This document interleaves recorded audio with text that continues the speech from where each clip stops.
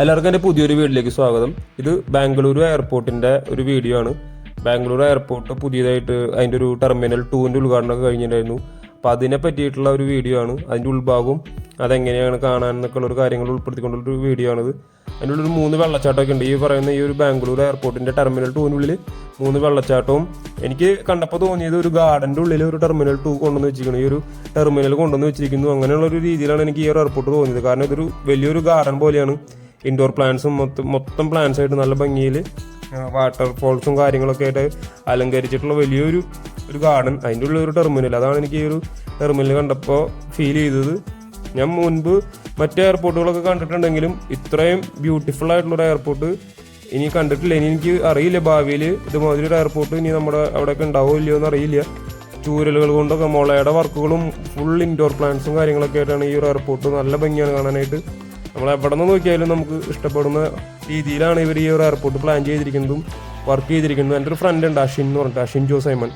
അവനാണ് ഇതിൻ്റെ ഈ ഒരു എയർപോർട്ടിൻ്റെ ബാഗേജിൻ്റെ ബെൽറ്റ് ഏരിയയും പിന്നെ ഈ ഹെൽപ്പ് ഡെസ്ക് ഏരിയ ഒക്കെ പ്ലാൻ ചെയ്തിരിക്കുന്നതും പ്രൊജക്റ്റ് അവരാണ് ചെയ്തിരിക്കുന്നത്. അവന് പ്രൊജക്ട് എഞ്ചിനീയർ ആയിരുന്നു, അഷിൻ ജോ സൈമൺ എന്ന് പറഞ്ഞിട്ട് ഫ്രണ്ടാണ്.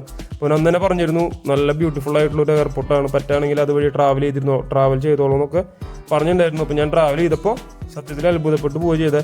വേണമെങ്കിൽ നമുക്ക് ഈ ഞാൻ നേരത്തെ പറഞ്ഞ പോലെ ആ ഒരു ഗാർഡൻ്റെ ഉള്ളിൽ ടെർമിനൽ സെറ്റ് ചെയ്തിരിക്കണമെന്ന് പറയുന്ന പോലെ തന്നെ വേണമെങ്കിൽ നമുക്കൊരു വലിയ ഏതെങ്കിലും ഒരു സിനിമയുടെ ബാഹുബലി പോലത്തെ ഒരു സിനിമയുടെ സെറ്റായിട്ട് വേണമെങ്കിൽ അങ്ങനെയൊക്കെ തോന്നുന്ന രീതിയിലുള്ളൊരു എയർപോർട്ടും കൂടിയാണ്. അപ്പോൾ നമ്മൾ തായ്ലൻഡിലേക്ക് പോകാനായിട്ട് ഞങ്ങൾക്ക് ഫ്ലൈറ്റ് ഇവിടുന്നായിരുന്നു, ബാംഗ്ലൂർ എയർപോർട്ടിൽ നിന്നായിരുന്നു.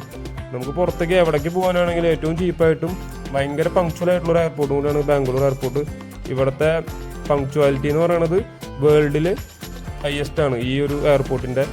പിന്നെ ഏത് സിറ്റിക്കും റേറ്റ് കുറവാണ്. നമ്മളിപ്പോൾ എവിടേക്ക് പോകാനാണെങ്കിലും ബാംഗ്ലൂർ എയർപോർട്ട് നോക്കി കഴിഞ്ഞ് കഴിഞ്ഞാൽ ചീപ്പായിട്ടുള്ള ടിക്കറ്റാണ്. അതേപോലെ തന്നെ നമുക്ക് ഭയങ്കര ഫെസിലിറ്റീസും കാര്യങ്ങളൊക്കെ ഈ പറയുന്ന എയർപോർട്ടിനുള്ളിലുണ്ട്. അവിടേക്ക് പോകാനാണെങ്കിലും വണ്ടികളാണെങ്കിലും വണ്ടിയുടെ സൗകര്യങ്ങളാണെങ്കിലും എല്ലാ കാര്യങ്ങളും അതിൻ്റെ ആക്സസും കാര്യങ്ങളൊക്കെ ഇതിനോട് അടുത്ത് തന്നെ ഉണ്ട്.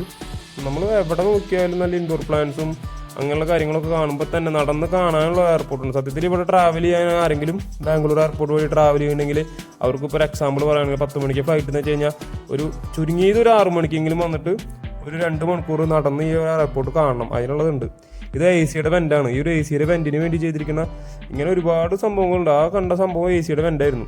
അങ്ങനെയൊക്കെ നോക്കുമ്പോൾ ഭയങ്കര ഭംഗിയിൽ നമുക്ക് നല്ല രസത്തിൽ കണ്ട് നടക്കാൻ പറ്റിയ തരത്തിലാണ് ഈ ഒരു എയർപോർട്ട് ഇവർ ഡിസൈൻ ചെയ്തിരിക്കുന്നത്.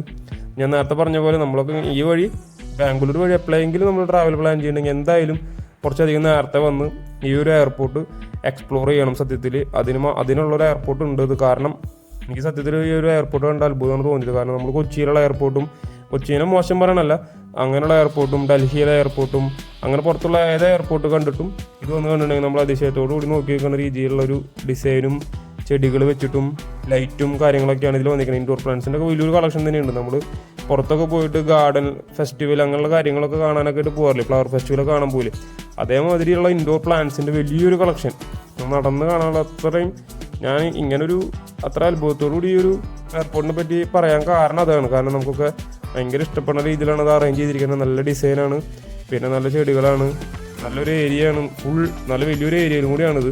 പിന്നെ ഇതിൻ്റെ ഡ്യൂട്ടി ഫ്രീ ഷോപ്പൊക്കെ നല്ല രസത്തിലാണ് ചെയ്തിരിക്കുന്നത്. വലിയൊരു ഷോപ്പിംഗ് മാൾ പോലെയാണ് അത് കാണാനൊക്കെ. ഒരാളുകൾ പർച്ചേസ് ചെയ്യുന്നവരുമുണ്ട്, വെറുതെ ഇത് ഭംഗി കണ്ട് ആസ്വദിച്ച് നടക്കുന്നവരുണ്ട്. അങ്ങനെ മൊത്തത്തിൽ ഈ ഒരു ഏരിയ കാണുമ്പോൾ തന്നെ ഒരു ഷോപ്പിംഗ് മാളിലൊരു ഫീലാണുള്ളത്. അതേപോലെ തന്നെ ഇവിടെ നമുക്ക് അങ്ങോട്ട് നമ്മുടെ ഗേറ്റിലേക്കൊക്കെ പോകാനും കാര്യങ്ങൾക്കൊക്കെ ഇവിടെ ബഗ്ഗി സർവീസും കാര്യങ്ങളെല്ലാവരും ഉണ്ട്.